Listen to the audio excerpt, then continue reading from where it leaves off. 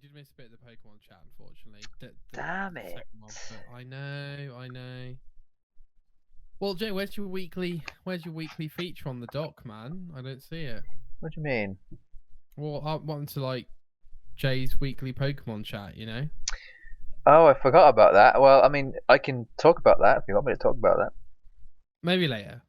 Oh, you mean like I was gonna As a do segment. a thing where I sort of like introduce you into what Pokemon's done since Oh yes, you I forgot left. about that That was too. the idea, Yeah. right? That was the idea.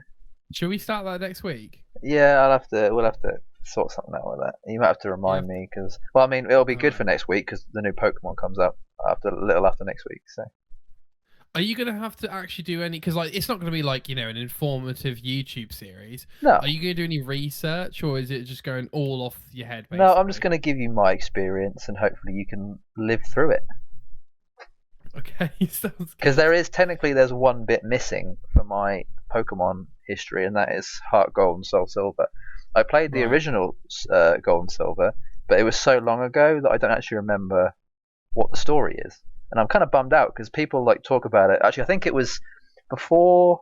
This is a bit of trivia for you. Before Brilliant Diamond and Shining Pearl, Heart Gold and Soul Silver was the best-selling Pokemon games ever. Which was the remake of Gold and Silver, which is how popular Gold and Silver were back in the day. Right.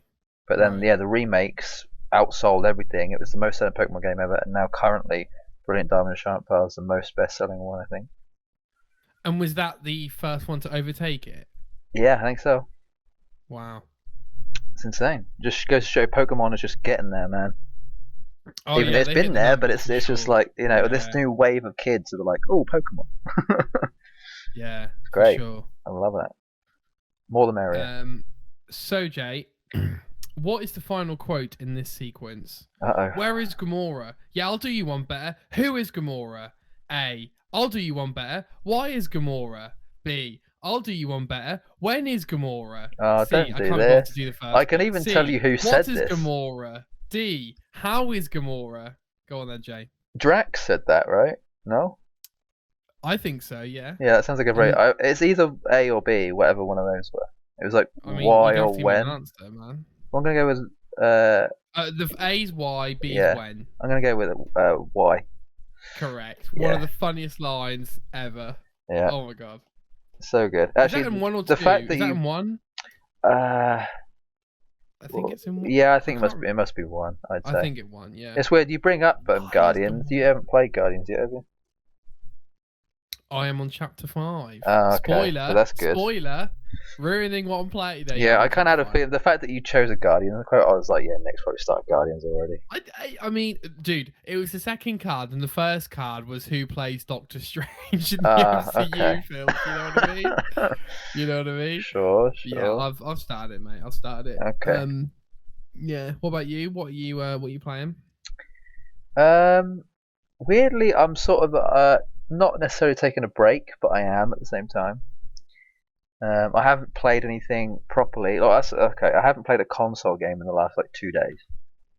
I've been playing more mobile game stuff. There's okay, so this is actually a good thing for me to say. So you remember, Marvel Heroes. You know this game. I remember. Yes. Is my favorite game of all time. Yes. Right underneath it is Final Fantasy 13. Oh, okay. I thought you were going to say Street Fighter 4 because of how much you played it. I did play it a lot, but no. Anyway, I feel like Marvel Heroes and Final Fantasy 13 are they swap depending on the day. So Marvel Heroes, there's a new game that came out in September last year, and I might have even spoke to you about it, and how I told you that I was currently playing the early release on the Canadian servers on my PC. And that was Marvel... It a secret? No, this was a thing. This is whatever. This is a well-known thing to the people in the community, at least.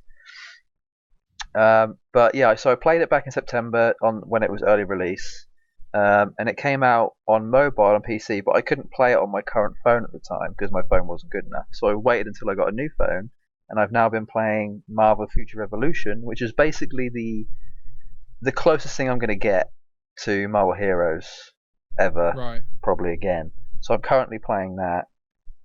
In my first playthrough on my PC, I played through Doctor Strange.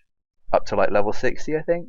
So I thought, right, I'm not going to play Doctor Strange again. I'll play someone else, and I'm playing as Star-Lord currently.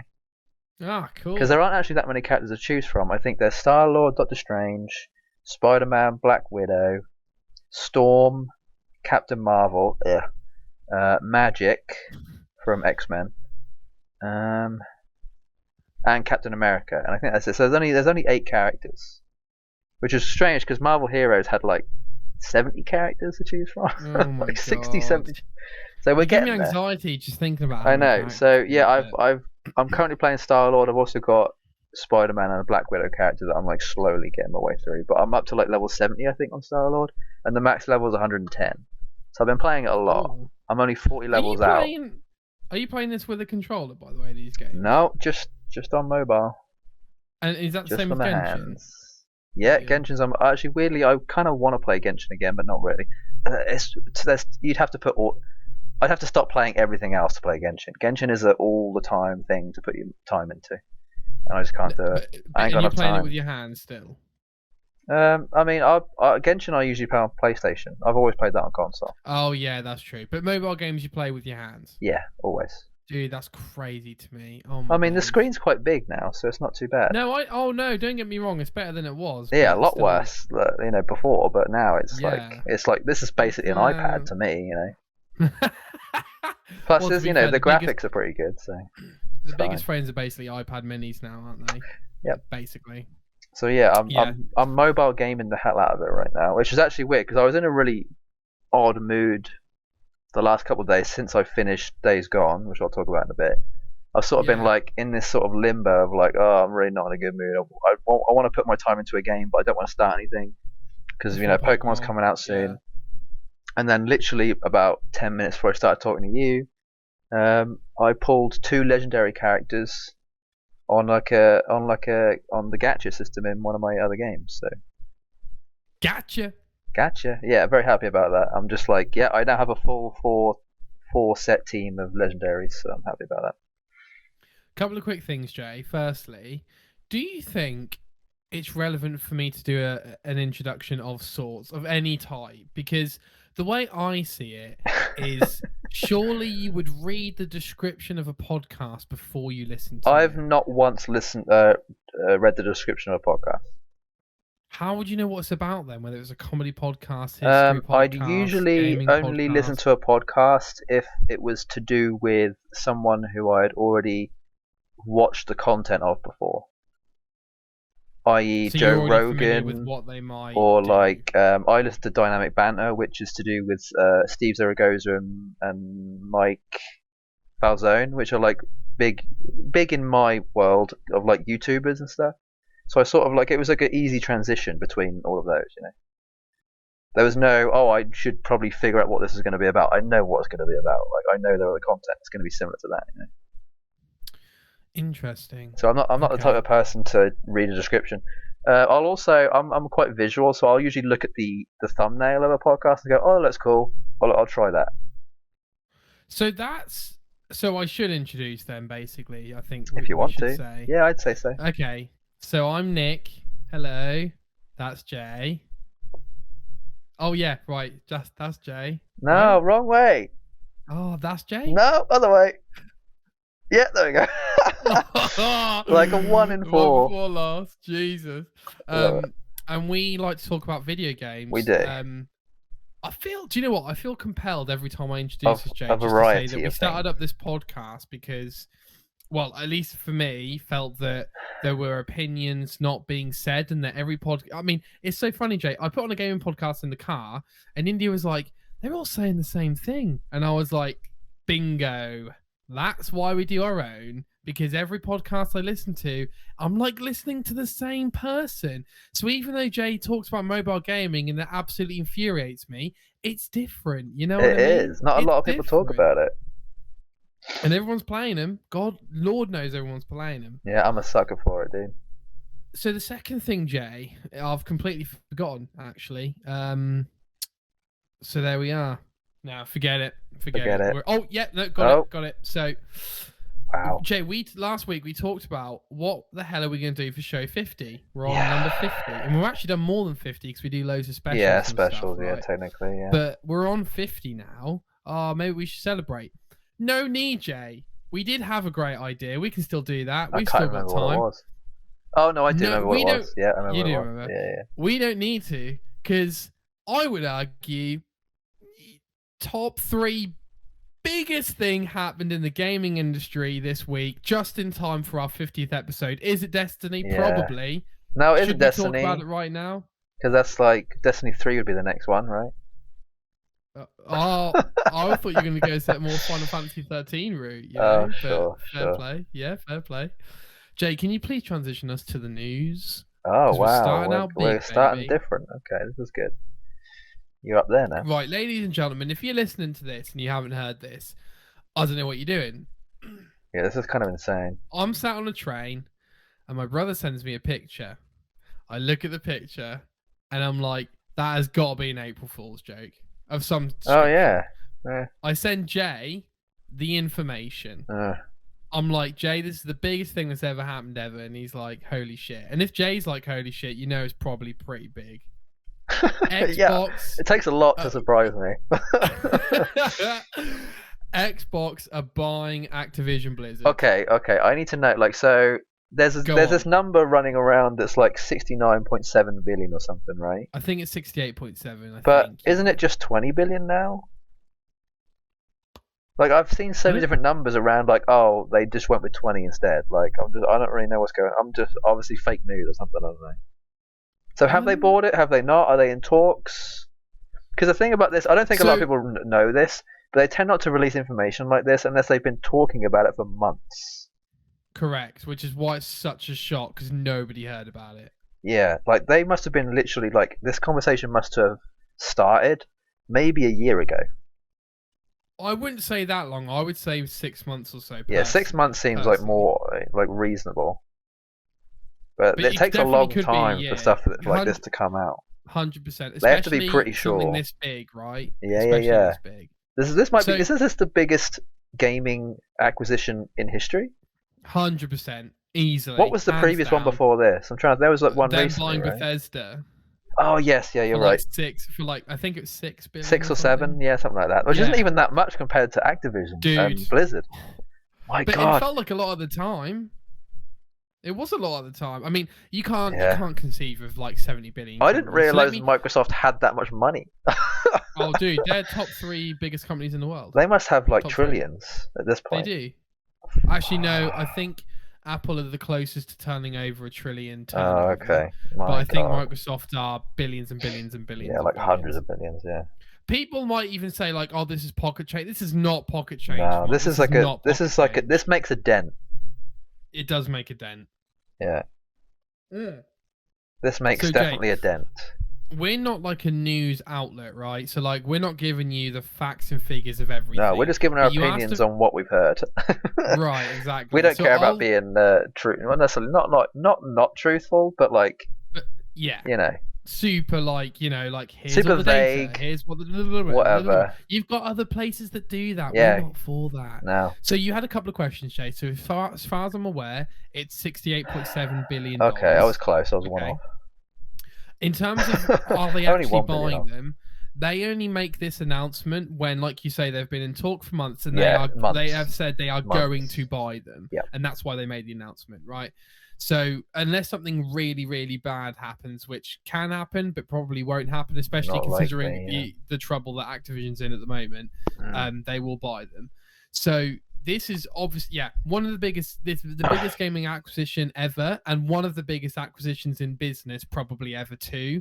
I looked up the top 20, and it wasn't in there, but it wasn't a million miles away. That's all I'll say. This might be. I've also got a cold this week. Yeah, that's fine. This might be the best thing to happen to Blizzard, in that I imagine there's probably going to be quite a shift in management. I completely agree. And considering all the things what's happened with Blizzard, yeah, we're totally talking about it. Considering like all the things that's happened with Blizzard over the last year, this might actually like give Blizzard the boost to come back in popularity, you know. 100%. Like if they can build, if Blizzard can all of a sudden just like the reputation can switch to, there's no longer any of this crappy management, like things will actually be like Microsoft to come in and like sorted things out. This could also be a giant leap for Microsoft. Like Microsoft is really killing it right now. Like Sony is quaking in their boots. Are they though, Jay? To a degree. They might be. They're not. They might not be quaking, but they're shivering. Okay. Definitely shivering. There's definitely there's some shuddering happening. Okay. The way I phrased it was that my Xbox basically just bought this generation, in my opinion. They basically just bought their way to victory. I think it makes the line between Sony and Microsoft that much thicker, that much like easy to see what has their specialty.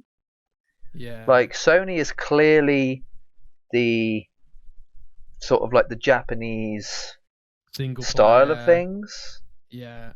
And I feel like Microsoft is now sort of like is like the Western RPG, and Sony is the Japanese RPG, is the Eastern RPG. Yeah. Like it's very clearly like what they're trying to like go for.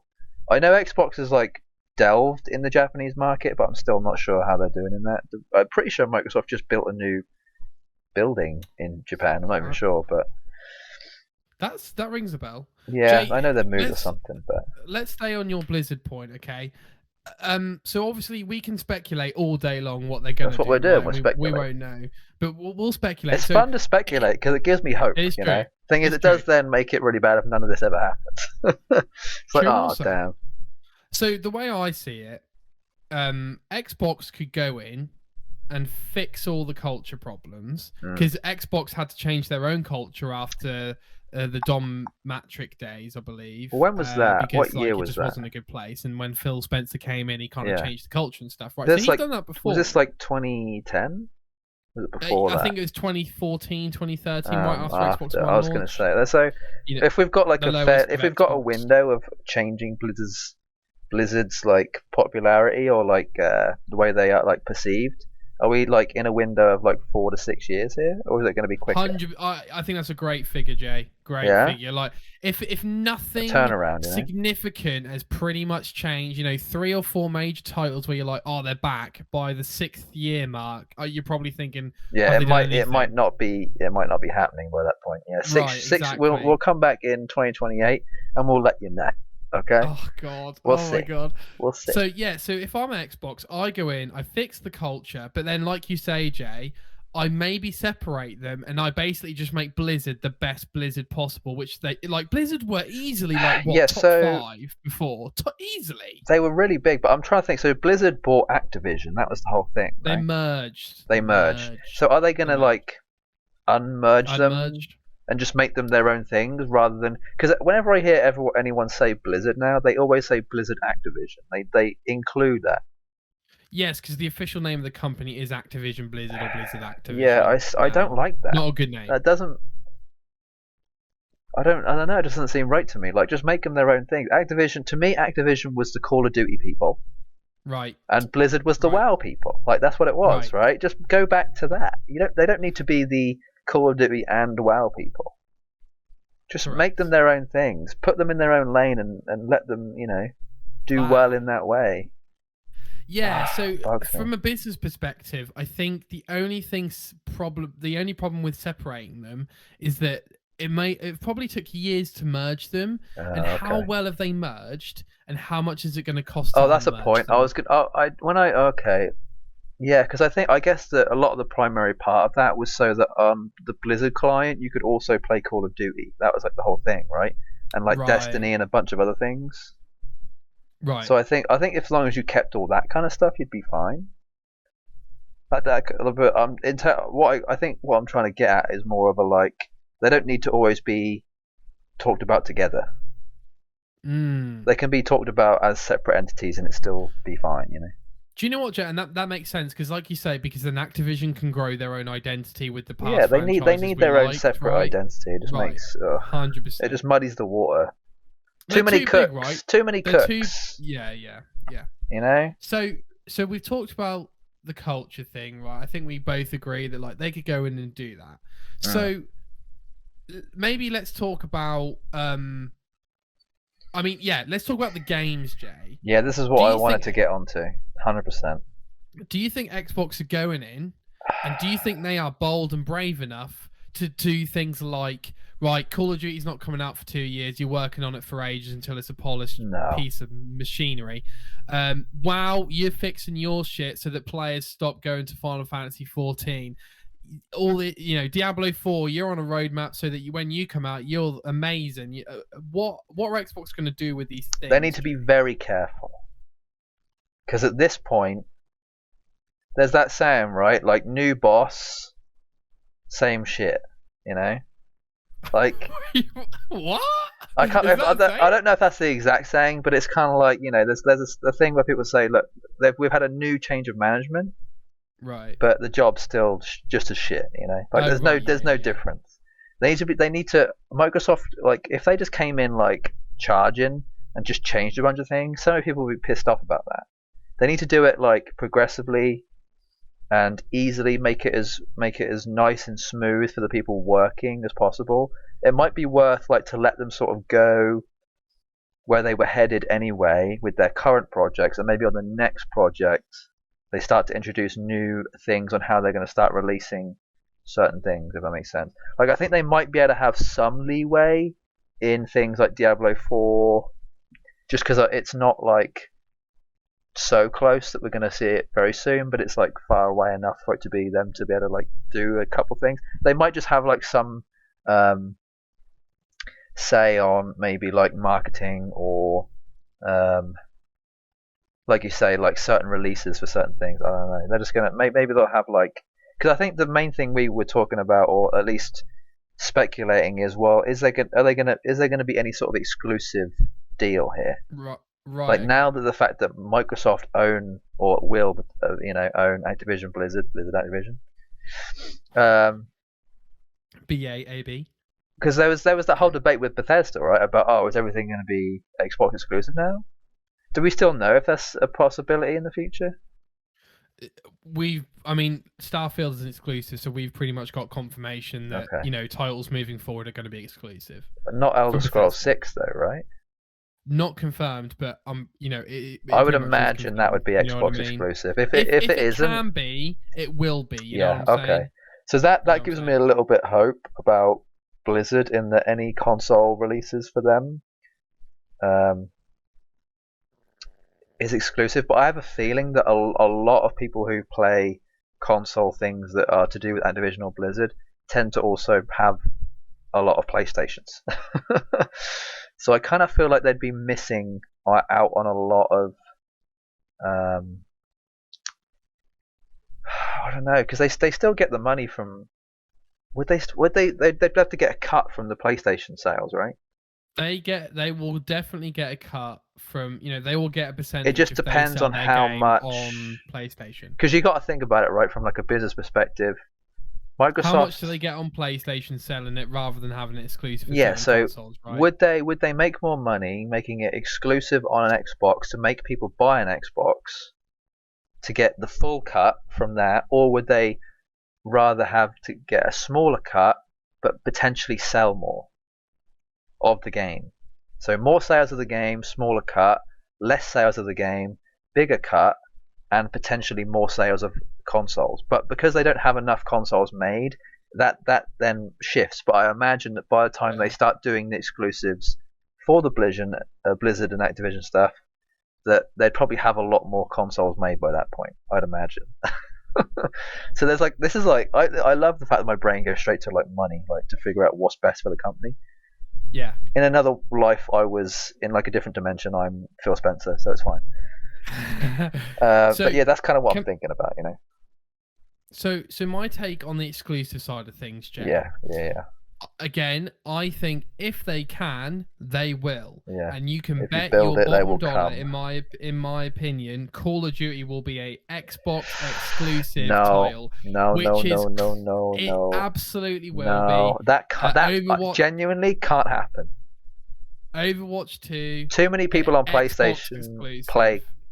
How many of the last Call of Duties had PlayStation exclusive betas, PlayStation exclusive content? Like the last 2 or 3. Yeah, minimum. Yeah. So is that Yeah, going to change PlayStation. now? 100%. Is that going to be There Xbox are no exclusive rules betas and anymore, stuff now? dude. Xbox own Crash and Spyro, dude. They Yeah. own Crash Oh damn. Bandicoot. Okay, so this was another thing that came up. Wait. Can I finish my point? Yeah, first, you can. mate? Yeah. I'll bring that up Okay. later. That's fine. I know. Keep it in there. Yeah, Keep I've it got in it. there. I've got it Keep locked. in there. I'm not going to forget. Trust me. Got lacked. So I think they make. I do think they make things exclusive, and I keep hearing Jay on the old vines that people are like, oh, I can't wait for Xbox to have Game Pass on like Nintendo and PlayStation just to get Game. I'm like, I actually think you're missing the point there a little bit. Everybody thinks that basically Xbox just wants to be Game Pass, right? And that is the only thing they want to do. Incorrect. They have a whole ecosystem. They have a store. They want you to go on either PC, on the Xbox thingamajig or the app, whatever you use on there, and they want you to buy an Xbox and they want you to play Game Pass on the Xbox. Yes, Game Pass has come into TVs and stuff, but that's a neutral platform, right? There's other stuff on there. I don't think they're looking to put, their whole future in Game Pass, in xCloud, and these types of things. It's definitely a big part of it, though. It's too, absolutely, huge part. I think it's too grey right now. Like you said, Jay, they're making consoles as fast as they can, and the consoles are selling really well. And console gaming's probably not going anywhere, so it's much more grey than that. I know everybody's kind of envisioning this. You turn your TV on, you play, you connect your controller, and your Xbox is in your TV. Like I get that. But we are so not. I don't really want that though. I mean, because you're basically just describing Stadia, are you not? Correct. Yeah. Yeah, like I don't want that necessarily. I don't necessarily want that either. I mean, it would be think that nice to a degree. Like it's basically like we're basically describing like Netflix but for Xbox games. Exactly. Which is basically what Game Pass is, but you need the console there for it to work. I mean, you don't like with Stadia, you obviously don't, right? But I don't know how. I don't think they'd ever. I think maybe not next generation, but the generation after this one could potentially be a Stadia type system. Agreed. I think because definitely not it might even be the next generation, just because of how difficult it's been to make these consoles and like the supply and demand. They might just go, well, what if we make this tiny little thing? We'll be able to make millions of them, and we can just have our thing be a Stadia thing, and it'll work just as well. That's a fair point. I disagree fundamentally, but that is a great point. I honestly wouldn't mind that. Yeah. In the future, if Xbox went, right, we're doing the Stadia thing, I'd be like, okay. And I'd probably pay, a subscription for it, whatever it might be. Well, we do now, right? I'd pay a Netflix style subscription for that, for Game Pass or whatever. I'd 100% do that. Yeah. My brother. Oh, it's so funny, like I've tried to tell my brother how good of a deal Game Pass is, like 5 times, and then only now has his mind clicked, and he's gone like, oh, how much is it? And I'm like, 11 quid a month, and he's like, is that it? I'm like, exactly. I've told you that price 20 times. Yeah. Why is it now suddenly you're like, you're the reason I have it as well, so. Dude. 100%. Dude, I am not. We are not worthy. No, shut up. I am not worthy. What was your point, Jay? I think I finished my point basically. Yeah. So what was your point that you? Okay, so you spoke about Crash and yeah. So why? So how is it now that they own that? Is it because Activision own those IP? Okay. Yeah. So the big thing that a lot of people are in this particular type of community, which is the fighting game community. So Killer Instinct has been like a massive thing for the fighting game community, and that they want it brought back essentially, right? Is it? What's going on with it, Jay? So Phil has spoken about it a number of times on podcasts and interviews, and said, we're thinking about doing something. They're even talking to Japanese companies right now, being like, can any of you make this thing? So get it done. Xbox One had a Killer Instinct. They did, but then they got rid of it because of reasons I don't know exactly. So you can't even play it anymore? I think you can. Yeah, you can still play it. It's just that they don't have it's not support. Being no more support. Like, support ended in 2017 or something. Oh, okay. So they basically wanted, because the team moved on. They wanted to do different things, It's just funny because that is Xbox's way to the fighting game community. They're like that. So Xbox now have a lane where if they wanted to, they could make an Xbox fighting game with characters from their IPs that they own. i.e., Right. Crash Bandicoot, Spyro, the characters from Overwatch, WoW World of characters, Warcraft. basically Yeah. like what was that bloody MOBA that came out that Blizzard did? Do you know which one?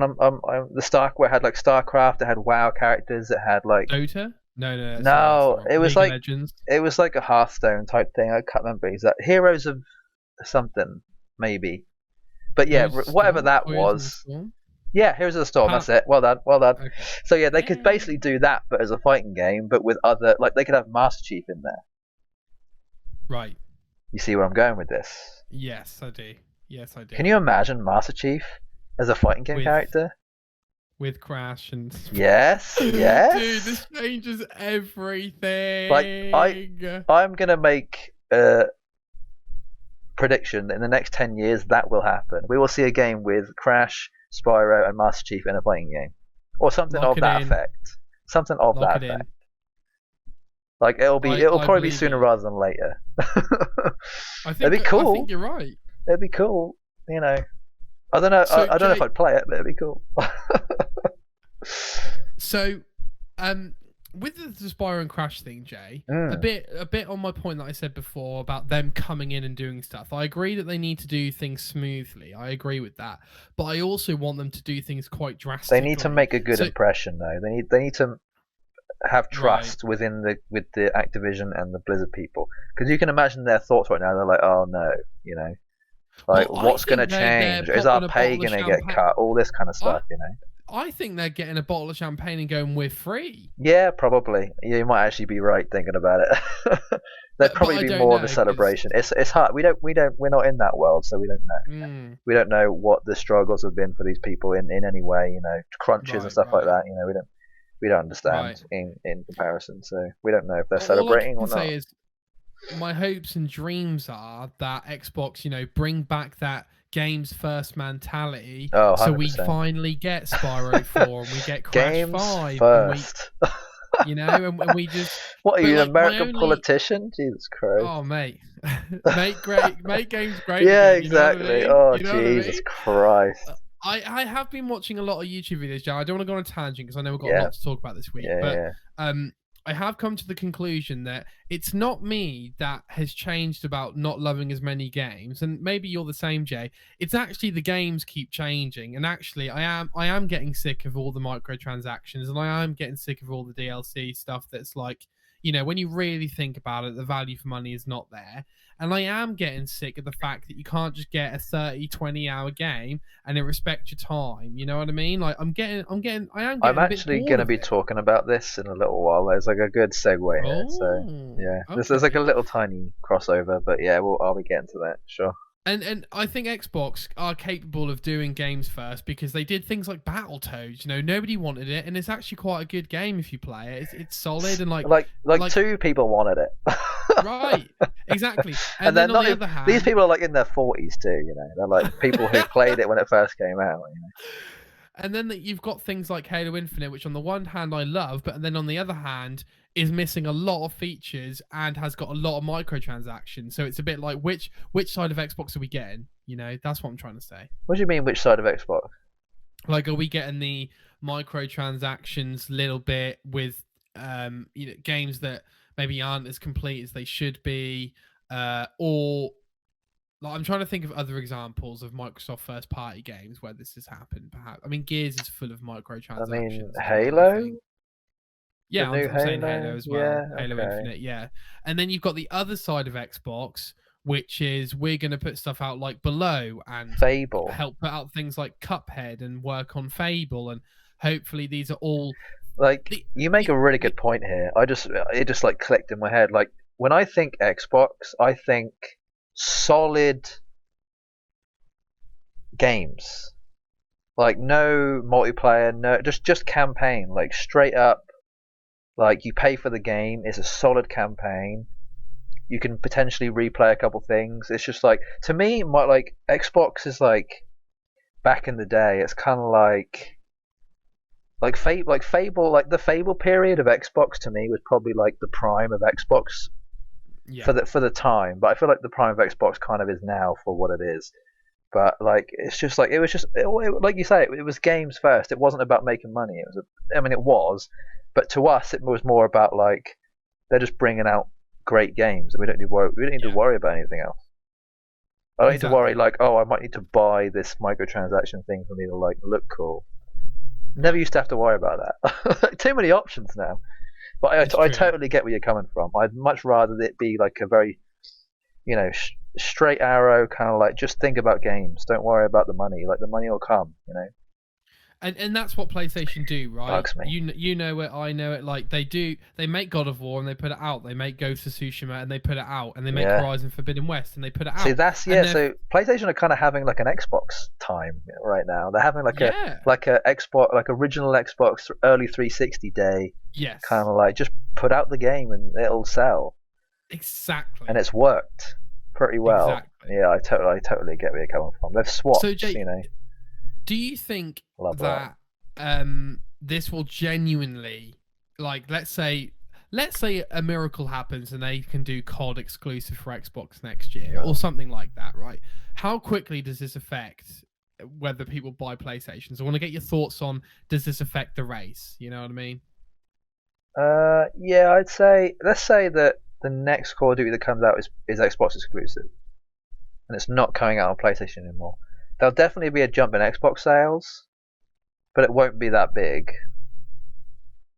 It'll be like a bump. It might be like a 1%, 2% increase from previous quarter. It won't be that much, I don't think.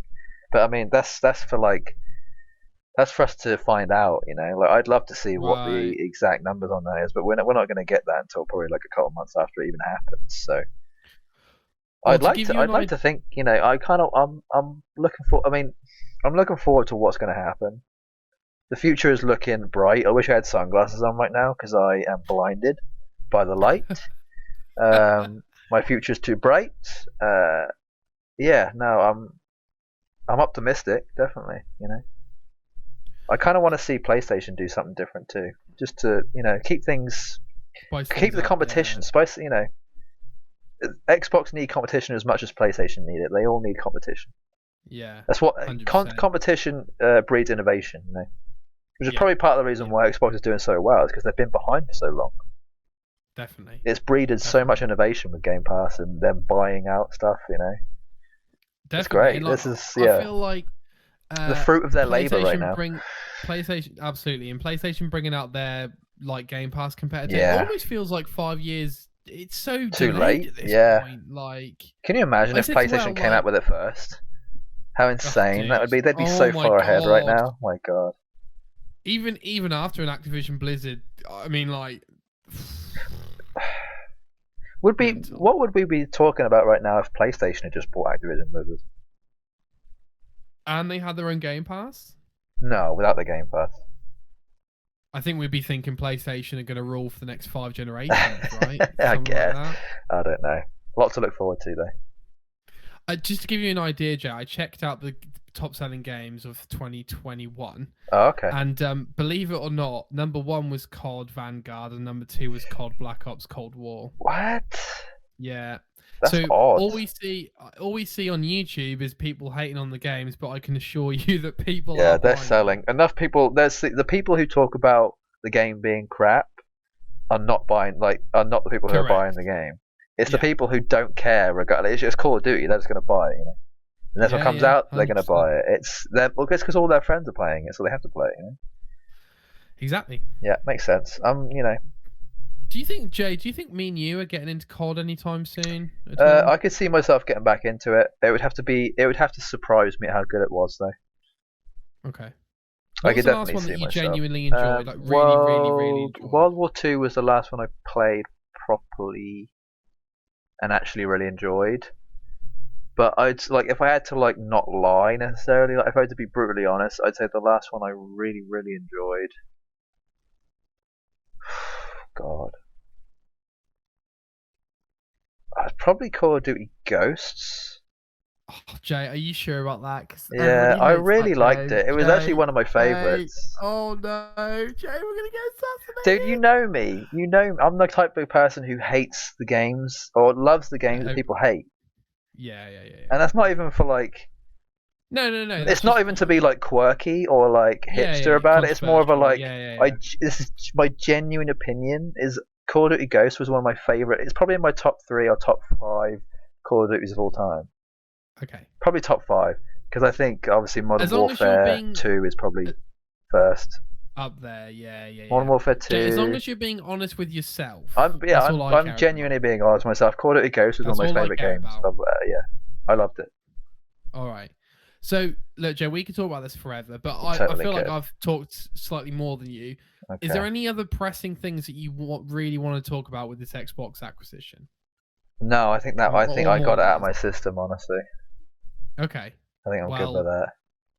All right. Well, oh my God, Jay. I know. Oh, actually, do you know what? Final thought on this then.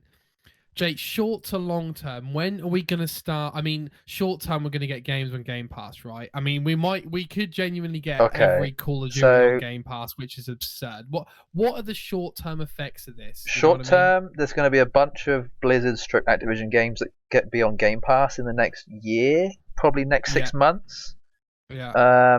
And then we're also probably going to get day one Diablo 4 on Xbox Game Pass, or something like that. Something like that. I reckon they might even do like an exclusive. I don't think they'll do Game Pass, but they'll probably do an exclusive. Diablo 4 is probably my most anticipated game of this decade. Genuinely. Wow. Diablo 4? Diablo 4. Most anticipated game of this decade. Jay, do you think... I mean, they could go in, and they could affect all things, right? So they make the Blizzard platform, the Xbox platform, and they make the Activision platform, the Xbox platform, right? In terms of the PC stuff. Yeah. Do they then have a Game Pass plus WoW subscription? You know? Do they... Because, like, how does that work? You know? I mean, they might do a Game Pass PC subscription that includes... WoW? WoW, or includes something like that, yeah. Oh my God! But you'd probably pay like an extra £2 or £3 a month or something. I don't know. Wow! I don't know. No, I'm not too like fussed about that kind of stuff at the moment. As much as I'd like to play PC stuff, my laptop is like getting older, so I just can't do anything. I'm really bummed out. The new Total War Warhammer game comes out soon, and I can't play it because my PC, I know it barely plays the second one, so I just can't. I can't even on the lower settings and stuff. Yeah, can't do it. If it was, I'd happily. I mean, I really want to be on console so bad, but they're never gonna do that. All right, Jay. Well, let's move on to your news stories of the week. Yeah, I can go quickly with these because they were just sort of like they're like very offhand things. So. Don't worry. They're actually weirdly primarily mobile related. Yes, this is like mobile week for me, you know. So the first one comes from Adam Bankhurst at IGNJ, and it's that My Hero Academia is becoming. Yeah, so this is like this is kind of amazing because it's actually coming out on console, I think. So there's actually two things here. There is a mobile My Hero game coming out. There was one that came out last year that was a bit of disappointment. So we're not playing that anymore. There is a new one coming out, and then there's also this Battle Royale My Hero game. And if anyone doesn't know, My Hero Academia is an anime. It's a fairly popular one about high school students with superpowers.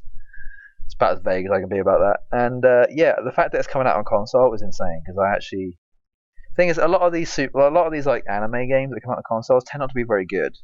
So I'm just hoping that it's actually going to be good and not too expensive because they're always like so expensive when they come out, and they do eventually go on sale, but even when they're on sale, they're still expensive.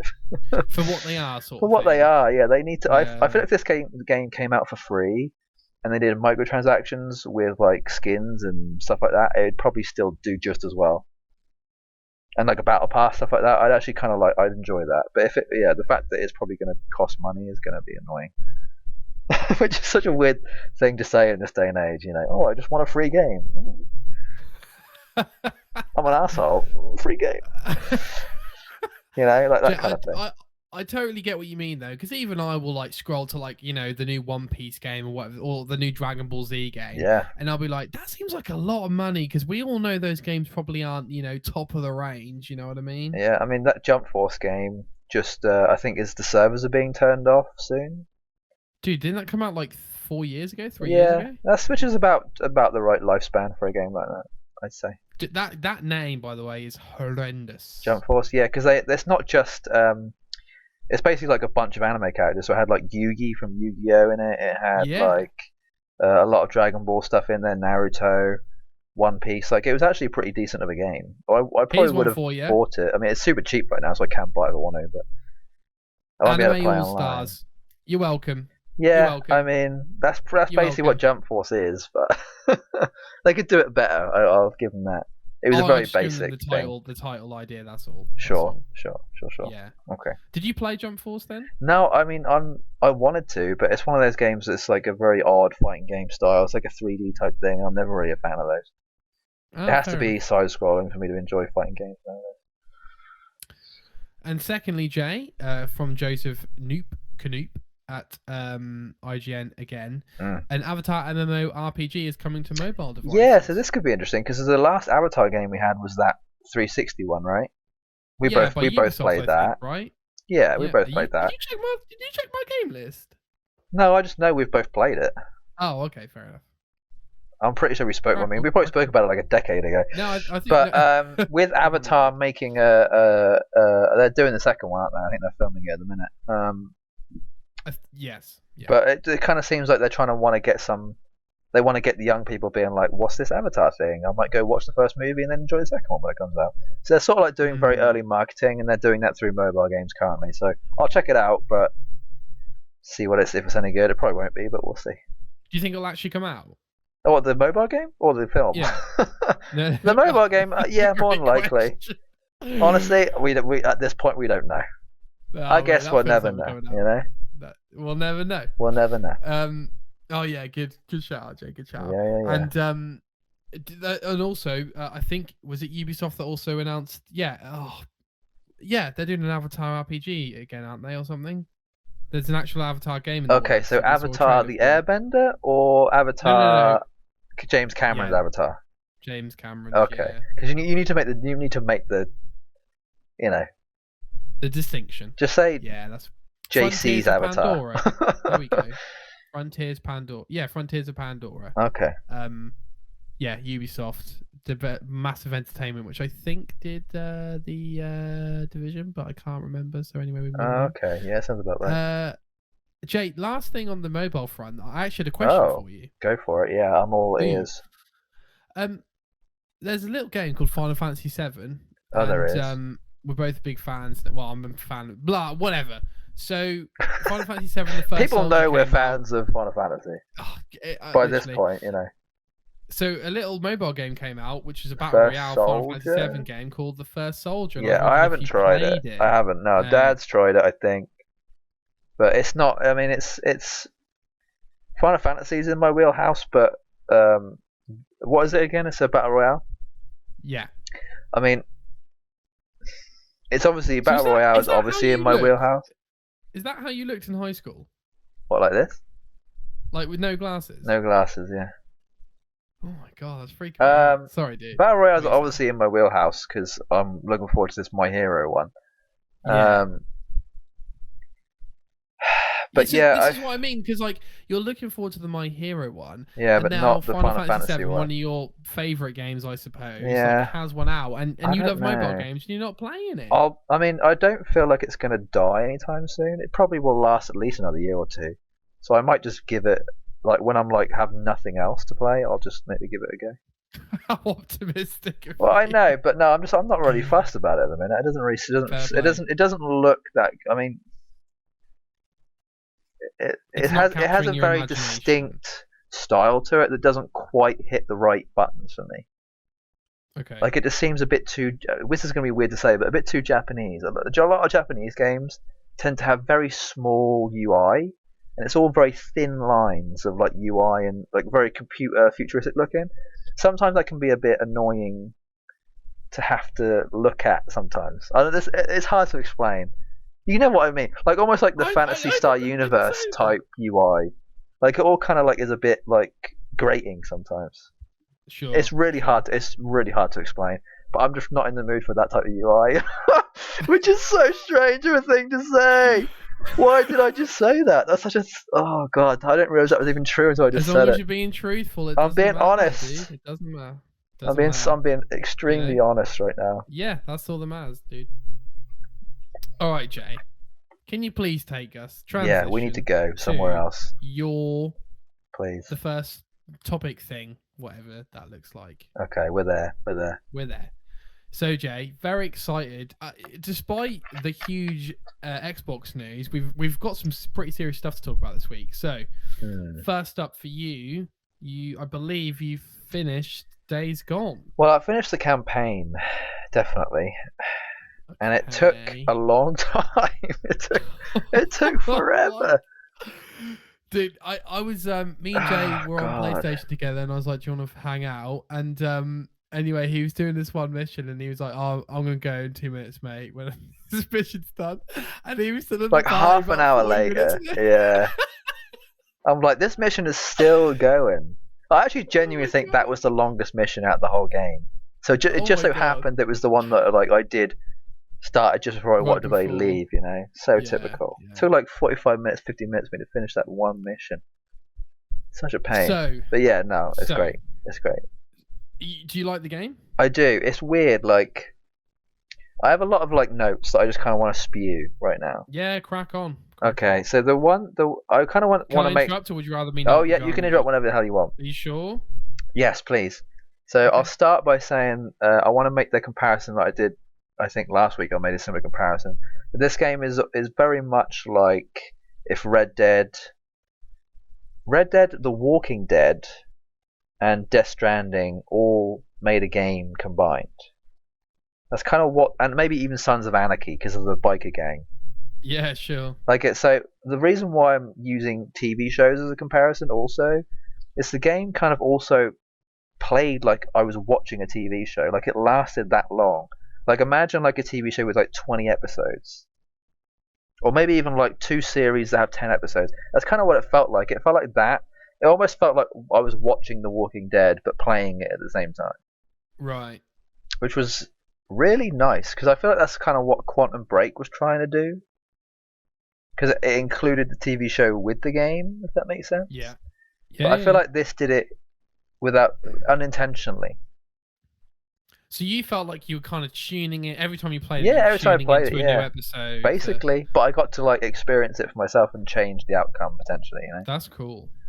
Yeah, it's really odd, but I really enjoyed how it played out. Like, so the first time I ever played this game was May 1st, 2019. And the reason I know that is because I have a save file from when I first played the game. Okay. And so I played it for like an hour or two, and I was like, I really can't put in. I probably googled like how long does it take to complete this game. 40 to 60 hours, depending on how much you want to complete. So I was like, okay, too much for me right now. I'll come back to it. 2022, we finally come back to it and finished it. I'm very glad. So I'd say the campaign probably took about 40 hours. Like it was like between 35 and 40 probably. It was definitely that seems quite long for Goldilocks speed, I would say. Yeah, it's weird because I know Tales is about the same length as well, so I'm actually kind of enjoying that. Weirdly, not like more, but like on a different level, in a different way. Yeah, well, that's a good way. Okay.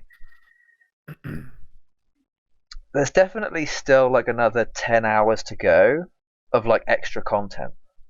So okay, pause. Yeah. So do you mean side stuff or just collectibles? Yeah, so just like so in the world there's like different regions.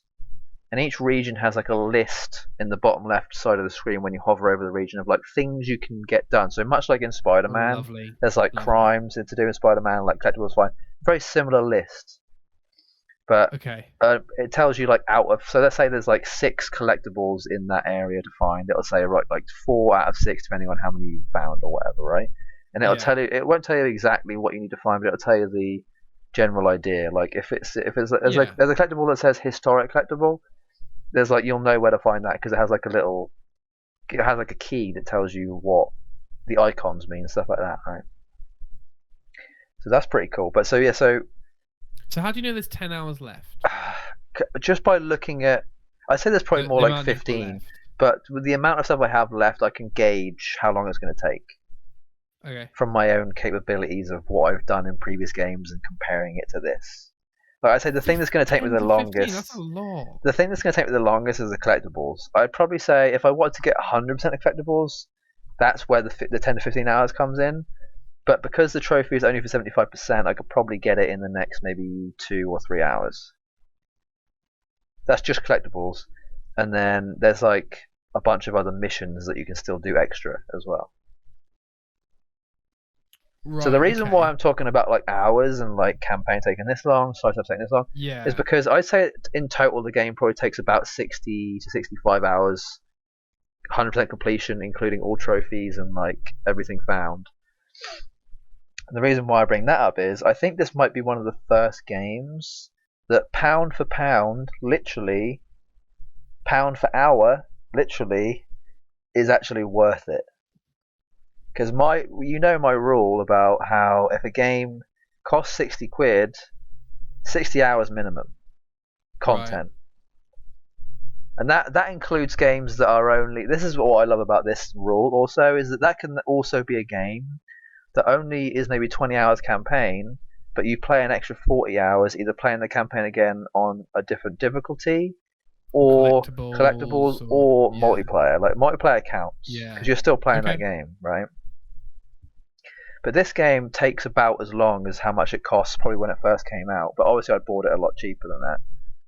But I think this, like, I want to use the word Goldilocks because it kind of is like that perfect like middle ground of a game that costs 60 quid but you only get 10, 15 hours out of, versus a game that costs 60 quid that you get 120 hours out of, you know, like an Odyssey, a Valhalla, a Witcher. Like, it's right in the middle. It lasts exactly as much as it costs. And I like that. I think that's like fairly refreshing, and I kind of like can see a future where that would, I don't think it would ever be a reality, but it'd be nice if that was like the like more common, the standard, you know, of like a game should have at least this much hours of content for depending on how much it costs. I know that'll never be the thing, but I feel like it's a good rule to follow sometimes, and I'm glad this one is like right in the middle. Because you know me, I'm a Goldilocks person. Everything has to be just right, and just in the middle. So it's just nice. It was refreshing. It's nice to see that, you know. Do you consider Ghost slightly shorter than that, just off the top of your head? How long was Ghost? Like, I'm trying to think how long that was. I mean, like, I spent about 70 or 80, but that's with, you know, the DLC. So I think, let's say 50 to 60, roughly. I think you might have even done it in 40 to 50. I was going to say 40 to 50 is probably my area. I was more interested. But I have played a lot of the multiplayer. I've probably played like a good 20 hours of multiplayer too. Oh yeah, I forgot about that. Oh, let's forget about that. Yeah. So, so you. Typical. I mean, so 50 to 60 hours for you, Jay. Is probably like 70 to 80 for me. That's true. I was gonna say different strokes for different folks. Like different times can mean different things for certain people. Like for you, obviously, like you say. My amount of time I spend on a game is obviously going to be a lot longer, just because you don't have as much time as me, maybe, when it comes to certain things. You know, like your the way you manage your time is different, so it's going to feel like longer. It's going to take you a lot longer to get there. So I can understand that. Yeah. So for you, it would be more important for a game to be worth the money, right? Because you're gonna spend more time on it. Yes, so maybe that is true. Maybe not. Maybe it's the opposite. Maybe it kind of has to be more worth it for me, just because I know I'm going to be spending less time on it. It's got to be high quality for me, otherwise I'm not going to play it, period, you know, because my time is valuable. We have standards now, Nick. We've been around in the gaming the gaming world, community, a long time now. And we're almost like people who have, like, eaten a lot of good food. Yeah. Like, you kind of can't, I mean, there's obviously, like, your classics of your junk food and your and your, like, homemade food, which we'll always go back to, but we kind of we want to live. We've tasted the other side. We kind of want to live that fine life, you know. We kind of have a bit more of a standard now. So I can. It's so true. We've had the red wine, we've had the cheese. We know how well it goes together. You know what I mean? Yeah, 100%. So, okay. So, are you going to do the collectibles? Like, are you doing this 100% thing? I attempted to like try and do a couple things of like things I wanted to get done. Because there is technically a secret ending, so I think I'll play the game to get to the secret ending, and then I think that's when I'll be done with it. I've hit the wall currently, but there is a wall beyond this wall that I wouldn't mind having a look at. Okay. Technically, I've already seen the secret ending because you know me, I want to like just know before I get there. Yeah, But sure. I'd like to at least have it done on the actual game itself. You know.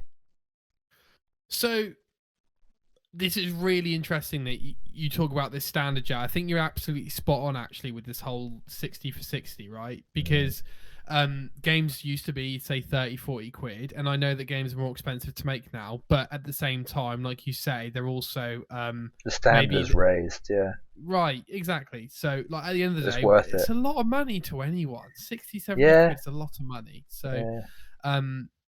well, it's sizable money anyway. So that's quite a potent point I think you make, and I agree that that probably should be a more of a standard.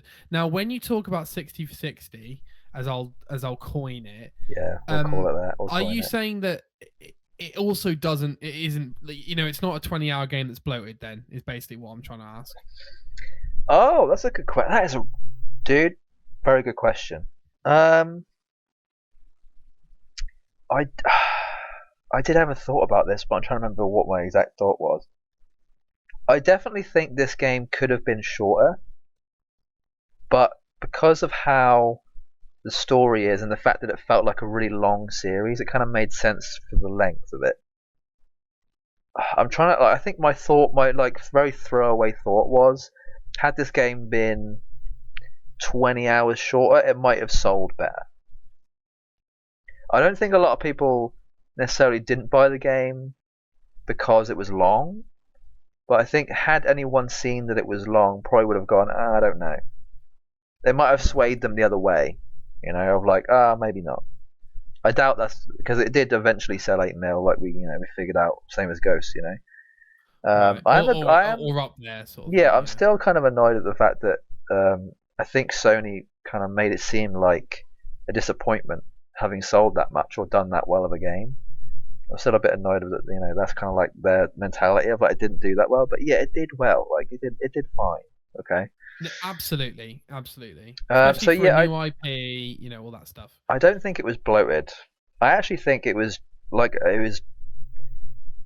just right. The porridge was just right. Like it really I really think this might be my like Goldilocks game. Like if I had to coin another term, if Goldilocks gamer, Goldilocks game. It's like it's spot on. Like there's not too much to do, and there's not enough to do. Like you're gonna be busy, and you're gonna like be engrossed definitely. Like you're gonna want to improve. There's like a certain skill element to it, but not really. But yeah, no, I don't think it's bloated. To answer your question, no, it's not a 20-hour game that seems like it's got so much extra crap in it. Excellent. It actually felt like, I guess in the length, it kind of makes it more feel like an RPG, just because most RPGs tend to be minimum 35-40 hours. Yeah, 100%. Like the good RPGs at least. So when you played this game, Jay, was there a part of your brain that was like, "Oh, the sequel's not coming out, so if this isn't a self-contained story, like what's the point? What am I doing here?" Kind of thing. I feel like they definitely could do a sequel, but they shouldn't do a sequel. So self-contained enough. Yeah, self-contained enough. Thankfully, it is. Yeah, thankfully, it kind of leads you at a point where you're like, I think if you don't see the secret ending, it's probably a good enough cut off. But if you know the secret ending, it kind of makes you go, crap. Oh, I mean, without the secret ending, there's definitely I kind of wonder what happens to the characters. Like they could literally they could do anything because there's still like a bunch of stuff that we don't know. But I think that kind of makes the game more exciting. Because you can this game almost has like an end game. Like it almost has like a Destiny style. Like once you reach the end, you sort of enter the next echelon or the next like level of the game where you can now do a bunch more stuff. That's kind of what it feels. It almost feels like that. Did it feel like that in Spider-Man? No. I'm trying to think what other games there are where once you hit the end game, you can then do like a load of new stuff just sort of unlocks. Well, I mean, Red Dead 2 and Red Dead 1 for kind of obvious spoiler reasons. There you go perhaps. then. Yeah. So like in that kind of vein. Do you mean like actual things will unlock? Like this mission isn't doable until you complete the game, sort of thing. Yeah. Kind of. Yeah. And there's also certain items that you can't like come across until you literally either do the last mission or you do missions after the last mission, like stuff like that, you know. I think even Miles Morales had a mission like that, perhaps. I'm sure. Yeah, there because are there's games technically out like there New that do Game that. Plus where you couldn't unlock certain skills until you did New Game Plus, right? That's true. So you had to beat it, like yeah, stuff like that. So that's kind of what I mean by that. Is there a New yeah. Game Plus for this game? I think there is. I should look into that. That'd be interesting. I wouldn't want to do it again. Because bloody like another 40 hours of having to do all that. Jesus Christ. Right. Oof. Any DLC or anything? Yeah, I think there is. I think there's like mini. It's weird. They've actually updated the game a lot. I think it's on like version like 2.0 or something. They've updated like 10 times in the last 2 or 3 years. A lot of very needed ones, I will say. If you'd played this game before version 1.6, it would have been a total bummer. I'm not going to say why, but spoilers if there is for the future. Wait, sorry. Yeah. Okay, hold on a minute.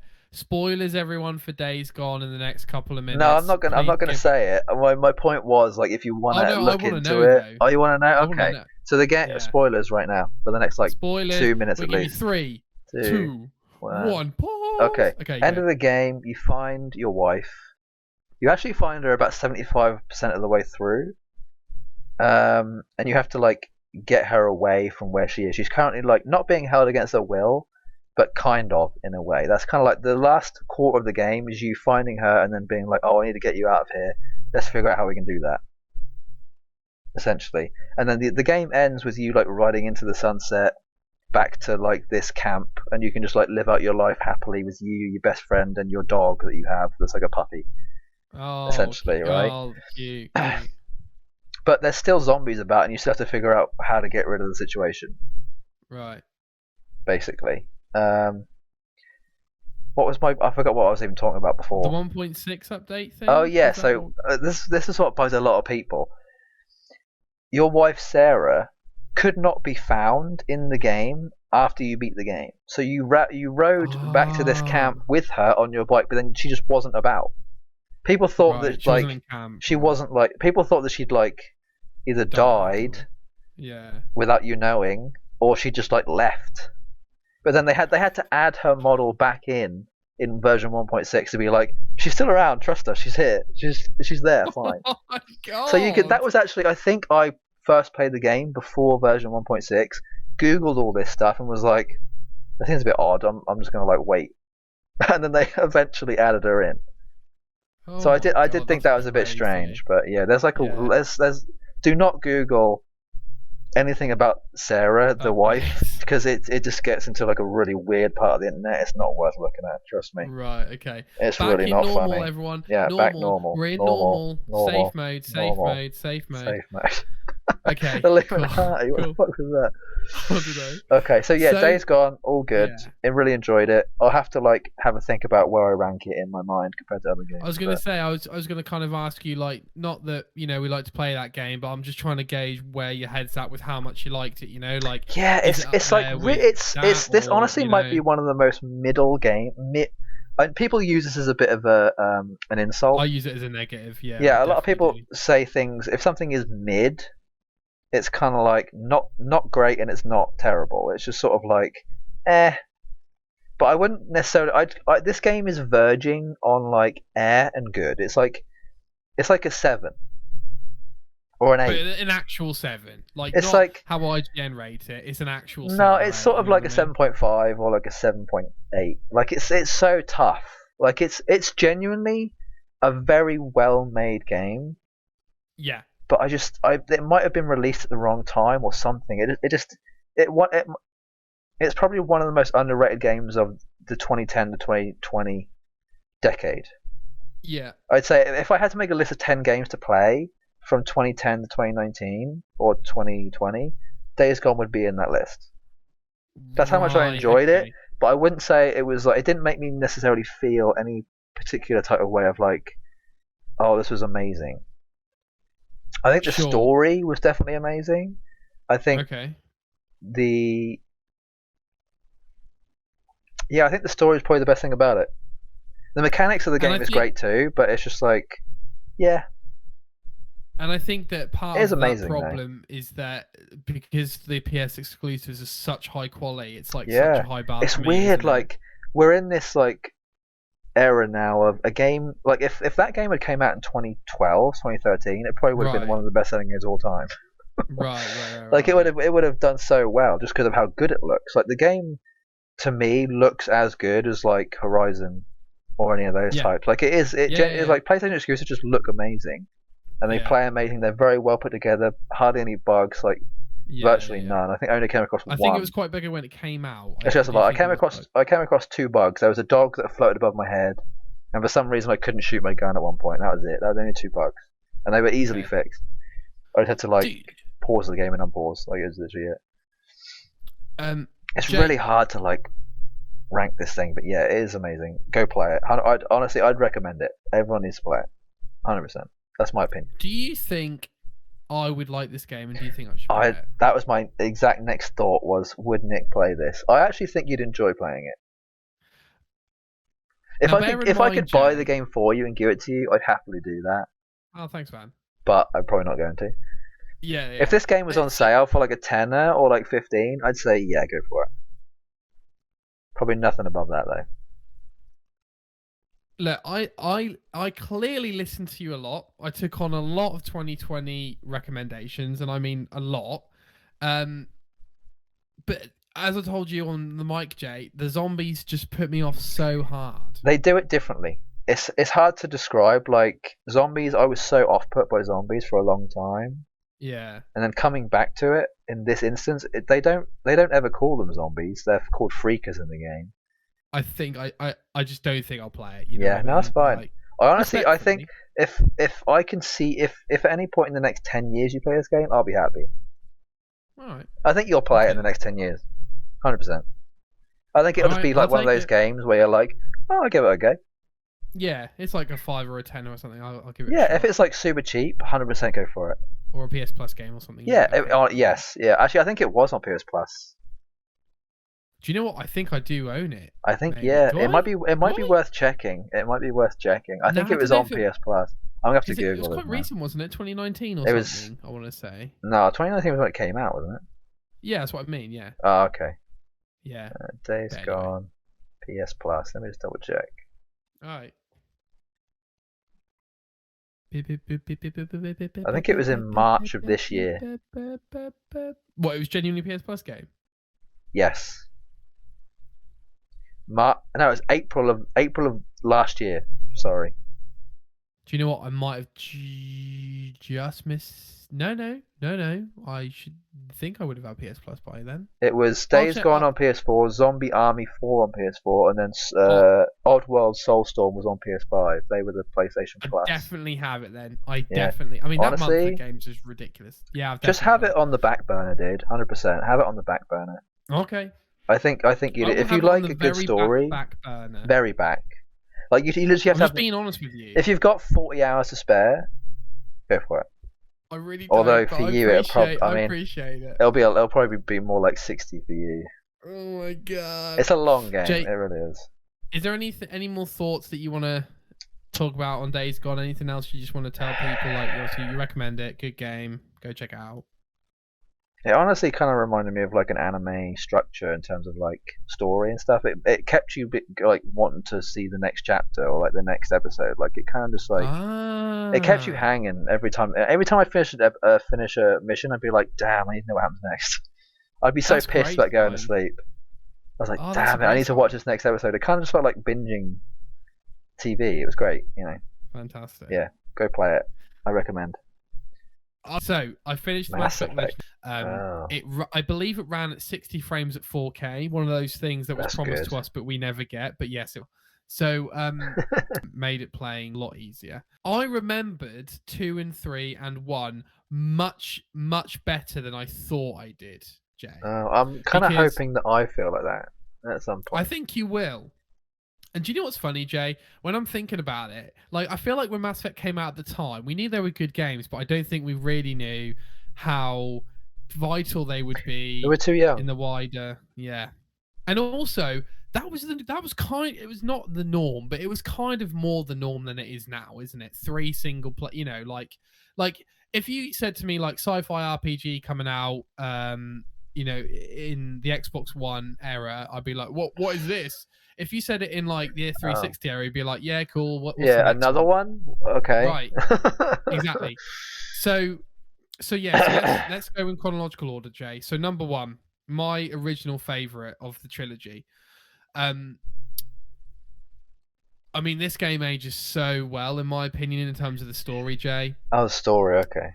Oh, so the game is paced so purposefully, right? So like when you get to the Citadel, you genuinely meet each alien species. If you've like fully chat to people, you meet each alien species in such a specific order of discovery, and they are so tracking you on this, right? So they're like, right, we're gonna make him meet the Hana now, and then they're gonna go meet an Asari, and then they're gonna go meet, you know what I mean? And it's so purposeful.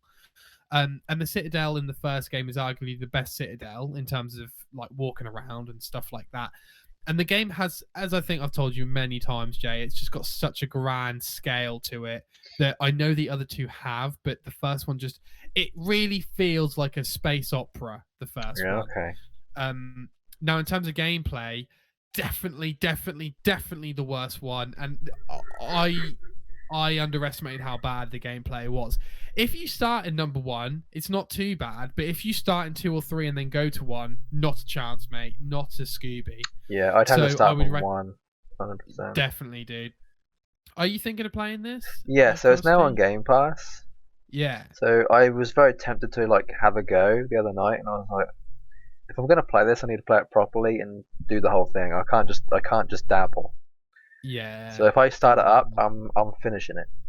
So it needs to be before, like after Pokemon. Definitely after. Dude, the voice acting is just phenomenal. Isn't Seth Green in Mass Effect? He plays the pilot, right? In the Joker. Joker. Yeah, Joker. Yeah. Yeah, that's like the one thing I remember from the voice acting and that. Oh, dude, he's not even like the best person. Like, oh my god, no, like Saren's fantastic, and yeah, there's just so many good characters. Jay, I'm kind of looking forward to like falling in love with the characters again. Dude, there are some characters in this where I'm like, I love you straight away. Right, like, okay. Not even just from nostalgia, right? So like, a lot of it is nostalgia for me, but I know what you mean. Yeah. Oh, there is some of that. No, don't get me wrong. Like Rex for me might be my favorite character. In See, who's the guy with the one glass thing? Garrus. Yeah, he was my like dude. Fantastic. He was like my guy. I was like, he was always on my team. He was always on my team. 100%, dude. So funny thing about playing these games again is that like Garrus and Rex you meet, and you're like, oh, they're like the main guys to creations. me. 100%. And then you're like, oh, I remember Kane and Ashley. What are they like? And the reason you can't remember them, Jay, is because they're not that good. Like, they're just not that good as characters. Right? Okay. And like you might disagree, but that. Honestly, mate, the aliens are where it's at, bro. The aliens are where it's at. Who was the doctor guy, the weird alien with the like head that was sort of shaped like a Y almost? That would be he's in Mass Effect 2. Oh, yeah, I was gonna say, so he's only in Mass Effect 2. That's probably why I've got more of a memory of him. It's he was always on my team too. I've blanked, I'm afraid, mate. No worries. Mordin. Okay. Mordin, I think. He's cool. He's very dude. Yeah, we'll get there. So Mass Effect 1, Jay. There is a moment in the game which I won't spoil for you, but it's not even that predictably big, Jay. It's not like a big battle or anything, but there is a moment in the first game which I remember being extremely profound, and because of the music and everything, and it's again. I would argue my most profound moment in all 3 games, and it's not even that profound, but it just works on so many levels. You've got this like prehistoric history with grand extinction, with desperation. It's just unbelievable. So I remember this hopefully gives you an idea of how well I've remembered the games, right? So I jump into Mass Effect 2. And instantly, I'm like, wow, this gameplay is so... I didn't realize how bad Mass Effect 1 was, right? This gameplay is so much better. And then you jump into, like, gathering all your team and all that stuff, Jay. And Again, I'm not joking, dude. Is it Warden? Anyway, the aliens in Mass Effect. So there are some characters in Mass Effect 2 that are fantastic, right? And then there are some that are really, really bad. So like Jacob is not a good character, but Jack is fantastic because you don't know what she's going to say, right? And one of the interesting things, Jay, I'm not trying to be controversial here. This is me being honest. I genuinely think that 2 is the worst out of the 3. You know what I'm going to say, don't you? What's that?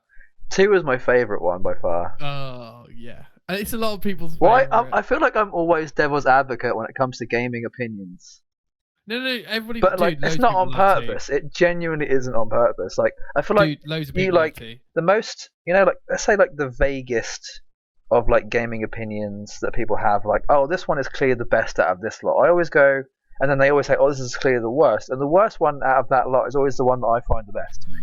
It just, I either have really bad taste, or I'm just really good at finding the nuance and like the smaller details in the bad, in quotes. Or I just like different things. I don't know. Continue. That was my rant over. Nah, it's all good. It's all good. So the thing I don't like about 2, the things I like is better gameplay, and I like some of the new characters they bring. I like about half of the new characters they bring on, right, Jay? But one thing I found throughout the whole trilogy is that pretty much the whole of Mass Effect 1 squad is chef's kiss. Pretty much. Apart from maybe Ashley and Kaiden. Sure. They are like every time they come up in the next games, you're like, oh, you are just gorgeous. Right? And the things I don't like about Mass Effect 2 is again, gameplay great, but the collectors by nature, Jay, are like a poor man's Reaper. And I can't help it throughout the whole game. Like, the whole game kind of feels like an MI6 mission, right? And it's a bit like, oh, we got to stop the collectors from doing this and doing 100%. That. And I'm like, I get that. I know it's important, but it's just not quite as desperate as fighting the actual Reapers, is it? Do you know what I mean? And I don't want to spoil too much for people. I feel like that was just like lack of like being able to come up with something interesting. Like, they sort of had lightning in a bottle in the first game, and they were like, oh crap, we've got to try and do that again. Right. So they just sort of come up with something. I think, like you say, the third one sort of like tied all that up in a bow to a degree. Yeah. Right? Yeah. 100%. Which I don't actually know if that's true. I'm just guessing because I'm still yet to play 3 in its entirety. So. Okay. I'm gonna get there. Yeah. So that is my genuine thoughts on 2. I think I can see why people like it, like yourself, like it so much, but genuinely not the one. Like 90% of the reason why I like that one the most is nostalgia, just because I think that was the one I remember the most and the one that I remember having the most fun on. So. Sure. So then we get to Mass Effect 3, Jay, and don't again, say too much. I want to know as little as possible. Understood. But yes. Understood. As pretty much what I remembered, I personally think it's the best game in the trilogy in the sense that it brings the story with the gameplay. It's definitely got the best gameplay, and it's got all pretty much all of your characters in there, and it does it in a nice bow. Now I'm not going to spoil it, Jay, but I don't think this is spoiling it. What I will say is that there is a certain section in the game which has such a different tone to it. It's a little bit off-putting to me. As a gamer, I'm a bit like. Is it like a dark tone or is it a light tone? It is a very dark tone. Okay. Very dark tone. Well, that was the marketing for that game was very grim and like depressing anyway, so it kind of makes sense, honestly. That's true. I think I actually know which bit you're talking about because I remember watching quite a dark section of the game, so that might be what I have in my mind, but I don't know the full extent of it. So yeah, and I actually have a deeper understanding of the ending. I think I understand it more than I did the first time round. I'll tell you what, Jay, the DLCs help a lot with the ending, or one of them does. I won't say which. So yes, and I got to play some of the DLCs that I never played before, like Shadow Broker, which is still really That's good. something I'm looking forward to. The pacing of that is so good. Shadow Broker is awesome, and there's also other DLCs in number 3 that I haven't played before, which was good to go through. Right, so. Overall, loved going through it. I stopped during 3 because I had enough, and then for whatever reason my brain switched to Nick, you need to play games right now, and I finished the trilogy. Yep. So as I say, played it on Insanity, Jay. I personally think Insanity is a wonderful difficulty because it's not too hard, and with enough tactics you can persevere through it. Because if I can do it, anybody can do it. And you've done Dark Souls. Somewhat true. I feel like you've got a weird thing about hard difficulties. Like, I find Dark Souls easy to a degree, but Sure. I feel like you would find it more difficult than me, even though I'd find it more difficult to play Mass Effect on Insanity than you do. I know it's like a weird, twisted way of looking at things. You approach Dark Souls knowing I think we're approaching different. Like, yeah, we approach. I think, and you're playing Mass Effect for story, right? So when you get stuck in a combat situation, you're like, I want to see this story. Yeah, like, exactly. Go away. Like, dude, you absolutely just nailed it on the head. Okay. You're a genius. Okay, this is good. We're crossing streams right now. This is amazing. Cross the streams. Okay, so I just need to make a quick tangent.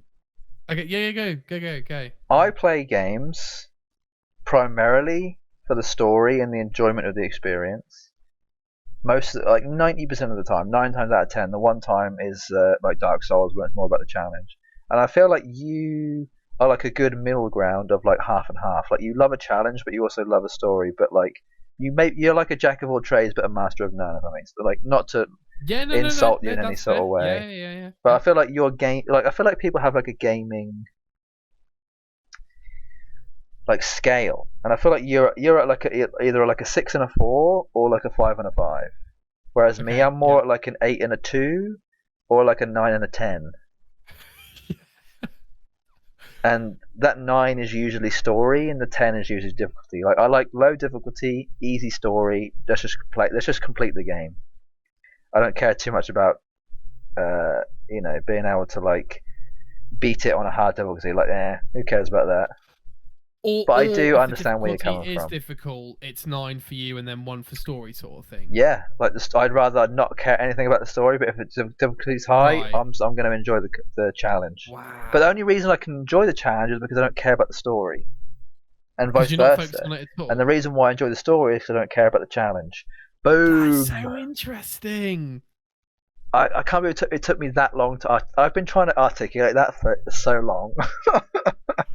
That is so interesting. Yeah, I can't enjoy the story if it's too hard. I think it has to be easy for me to enjoy the story.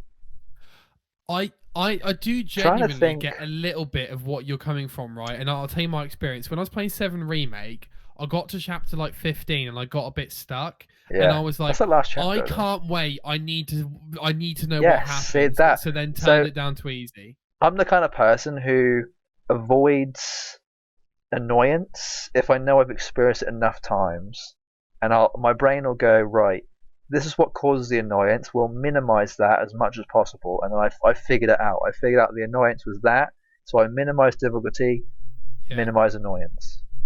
So how does that work when difficulty's high? Do you find the story almost annoying then? Yeah, at that point I'm like, let's just get the combat. Let's just go combat, all combat. Like, for Dark Souls, there's basically no story for me. Like, I don't care about it, right? So that's why the combat and the challenge is like that. To me, the story then becomes the combat and the challenge. The whole point is like it actually kind of becomes like an anime in the sense that my mission, like my mission is to get stronger. Right. My mission isn't to find out what happens next. It's just to go and fight. It's just like warrior mentality. So some games you don't need a story for. You just need that good gameplay. Not necessarily, yeah. It just has to be like great gameplay. So where does the mobile game, like let's say Genshin, where does that sit? Is that gameplay or is that story? Genshin's a good one because it sits at about like a 7 and a 3. Oh, okay. Or maybe even like a 6.5 and a 4.5. Like, the story is actually fairly important, but the combat is, I'd say, not equally, but potentially more important. That one is more of a closer to your level. I definitely do fluctuate a lot closer to where you are, but I'd say most of the time it's at the extremes. Dude, I'm so glad we have articulated that. Which is strange because it makes you more of the Goldilocks in this situation. Like you're more of the middle ground. Dude, Xbox bought Activision, everything turned upside down, Yeah, baby. the world is flipped. Jesus. We're in a different timeline. We are in a different timeline. So, Mass just Effect, to finish my good. thoughts, Jay, on the old Mass Effect. Yeah, Mass Effect, top notch. Yeah. Loved it. So glad they brought it out. Super happy that I played through it. Super happy that it's all done. Happy to answer any questions on it. Post this podcast. Like, all good. Yeah, I'm my have to think favorite of is still some, number one. definitely. I actually will ask you questions in the future, because my next thing I was going to say really quick was just that I do plan on doing what you've done and trying to complete it all. And one of the reasons is I think I was actually too young to understand the story of this game, so I actually can't tell you anything about the story about Mass Effect. Like, genuinely? Couldn't tell you a single plot point, single one. The only thing I know is that I think you acquire the ship because you're part of like some sort of military thing. I don't even know if that's true. Okay. Do you recognize the name Reapers? Yeah. Do you know what they look like? Not necessarily. Oh my god. Jay, don't look at the internet. If I saw one, I'd be like, oh, okay, that's probably a Reaper. Oh my god. Okay. You're in a beautiful spot there, Jay. Dude, I was too young. I genuinely think it's great because do you know why it's so great? It's because it's like, imagine reading a book for the first time when you're younger. Exactly. And it being the best book in your memory, and then not coming across it forgetting everything. That's where I'm at with Mass Effect, and I can't wait to experience it again. For the first time. I can't fucking wait. The second first time. I genuinely don't know. I think it's because I skipped most of the story stuff when I played it. I was like, yeah, I don't care. Again, it was that get into the combat, just fight, don't care about the story. So interesting, dude. Yeah. Oh my god. So yeah, thumbs up. Way my brain works. Thumbs up. We've got some Pokemon stuff, Jay. Are we classing this as Jay's Pokemon corner or not really? This is. No. I guess I might even just have this as like a quick Pokemon thing that I do every week, just as like an update. But yeah, so Pokemon Legend Arceus has leaked. What does that mean, Jay? Okay, so every Pokemon game that comes out ever, usually about 2 weeks before the game comes out, things will start to leak because people have the game. Things like the ending, or things like what the new Pokemon look like, what the new starters evolutions look like. Oh, so they don't announce and reveal this information? Nope, leakers just leak it. It's just out there now. Okay. I've seen what the starters look like, what the new. I've seen all the new Pokemon in the new game. I've seen everything. Are you happy with the only things I haven't seen is like how the game works essentially. I've seen a decent amount of leaked stuff. I should say that I've seen enough for it to have spoiled it for some people. Not for me. Are you bothered about it? No, or? I'm very happy. This for me, it's actually made me want to enjoy the game more. Because I'm now thinking, how am I going to play this different? Like, how am I going to like strategize? What Pokemon am I going to pick to like for the best outcome? All this kind of stuff, you know. Or even just for more of my enjoyment, all that kind of stuff. Like Pokemon that I thought I was going to play, I've now flipped and gone, oh, I actually might want to play the ones I didn't want to play. Because they look cooler, or they have different abilities, or like, you know, it's different things. Okay. So I'm very excited about that. It is leaked, and I like it. I like leak season. It genuinely has a name of leak season, and it's good. I like it. I like seeing new things. It's made me excited for the future of Pokemon. I'm glad you're excited, and look forward to discussing it. Can't wait. I'm still annoyed because for some reason the game comes out on the 28th. Yeah. But my Amazon's telling me I'm not going to get it till 2nd of February. Whoa. So I'm going to miss out on a whole weekend of playing. I don't think it'll happen, but it's potentially happening that I'm going to miss out on a whole weekend. No, but Jay, I thought you got Brilliant Diamond. I did. I got it a day earlier. Yeah. But for some reason, did it say it was going to come? Do you remember? Day of. It said day of. It said day of, right? It said day of. It said release date will be on your doorstep, but it came the day before. Are you going to be pretty upset if it doesn't come till? If it doesn't come until 2nd of Feb, I'm going to be so pissed. Is that going to be one of those few days, Jay, where you'll be like, right, Nick, we need to play something to distract me from how furious I am? No. I think it will annoy me, and it definitely will affect how I perceive the game annoyingly. But I'm staying hopeful that it will come either a day before or a day off. If it comes day off, that'll be happy because it'll be the Friday and then I'll be able to play over the weekend. So. Oh, Jay, Friday, what a beautiful release day, I know. hey? Perfect. Oh, Malísimo. dude, no, I know you won't, but I would watch you stream it if you streamed it. I'm just saying, that's where I'm at. I might just FaceTime you or 100%. something. I don't know. Yeah, that's cool. That's cool, dude. I tell you what, like because I've had this cold, my sleeping's been awful. But I tell you what, man, as soon as I put on those Let's Go Pikachu Let's Plays or whatever, I'm straight asleep. I do that don't know what sometimes it is, too. but- Yeah, sure. Oh, the music is because I do recognize that music. I'm like, you know. Yeah, I follow a Twitter. I probably mention this every week for some reason, but I follow a Twitter account that just gives you random Pokemon theme noises and music from the game. I'm like, so nostalgic. Dude, so nostalgic. As you say, Jay, the Japanese, they know what they're doing with the music. You know what I mean? They certainly do. They certainly do. They do. So yeah, Pokemon All right, Corner. Jay. There we go. Pokemon Corner. Court. No, Love that it. was shit. What's I don't know. What's a good like? I Pokemon don't know. Corner? We'll come up with something. I don't know. I don't know. Who gives a What? shit? Who Right. cares? Jay, we've got Guess Who's Review. What a stormer of a show this has been this week. It's my we've turn, got Guess right? Who's Review. Sorry. Well, Yeah, it's your turn. I'm telling you. I'm So, making guys, you guess. If you haven't played this game before, feel free to join in. So Guess Who's Review is where me and or Jay pick a random game review from a random media outlet. We pick 3 quotes and we've got to guess the game based on the quotes. If you get it early, you get more points basically. It's Jay's turn this week, so he has picked the game and the quotes. It's been fairly controversial, but we have calmed down in the last few weeks. And I gave Jay a fairly simple one, which he didn't get straight away, which I think he's probably kicking himself about, which is Bayonetta. Am I right, Jay? Yeah. Can you I have a quick question. I might need you to close your eyes for a second. All right. Because I need to take a photo of my notes. Hang on. Just so I'd have it. I need to close my eyes for this. Yeah, please. By the way, guys, we did say that we were going to try and do quite a shorter show this week. However, obviously, there's been a lot of stuff going on, so yeah, we've got a lot to talk about. We've tried to make it a bit faster pace, but hopefully that's okay. And, okay, we're back. Well, it doesn't matter if it's not anyway. Okay. I can actually read it Jay, now. I'm ready when you are. Oh God, I don't know. Right, okay. I just need like a quick caveat. I know you haven't played this game. Okay. But I still think you're going to get it just because of what it is. So we'll see. Okay. Okay. Damn, right, let's have a think. What is always the order? The order is always the most difficult thing. Go hardest first. Definitely hardest first. Okay. Okay, we'll try this. Okay. Are you ready? Yes. Okay. As grim as the murder for hire premise seems on the surface, this has always been a cheeky, self-aware series that relishes in general degrees of silliness and gallows humour.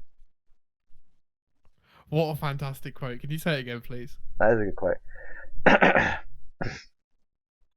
As grim as the murder for hire premise seems on the surface, this has always been a cheeky, self-aware series that relishes in a general degree of silliness and gallows humour.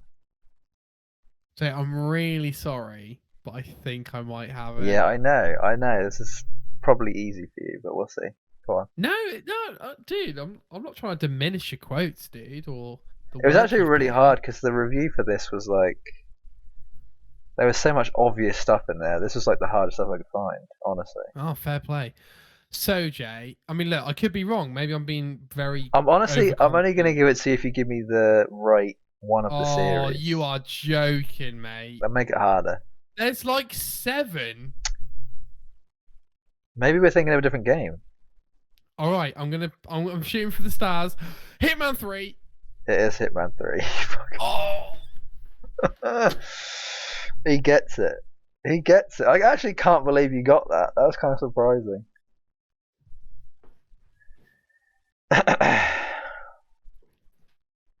Well done, sir. Thank you. Can I read the other quotes because they were quite interesting? Yeah, of course. Yeah. I want to see if you would have got it out of these other ones. Hang on. This one's quite long. As always, the slow burn thrill of these games comes from planning, patience, and hiding in plain sight. Key to success is finding the perfect disguise for exploration, listening and looking for opportunities, and getting the timing just right to pull off the perfect crime and escape unseen. I'm going to be honest with you, Jay. That would have thrown me off more. I'll tell you why. I knew I should have gone with my gut. I would have. I feel like Dishonored almost fits that quote a little bit. True. You know what I mean? That's true. The last one was super obvious. It was Agent 47's unique brand of slow-paced stealth in an assortment of dense, deadly, and deeply varied murder playgrounds has reached a wonderful crescendo. That's such a great quote. Oh man, this person absolutely murdered this review. So. Who is it, Jay? I don't know. You have to look up just the IGN. All right, give me 2 minutes. I'll look it up. Hitman 3 review. Are you going to play these games when they come to Game Pass, Jay? What, Hitman?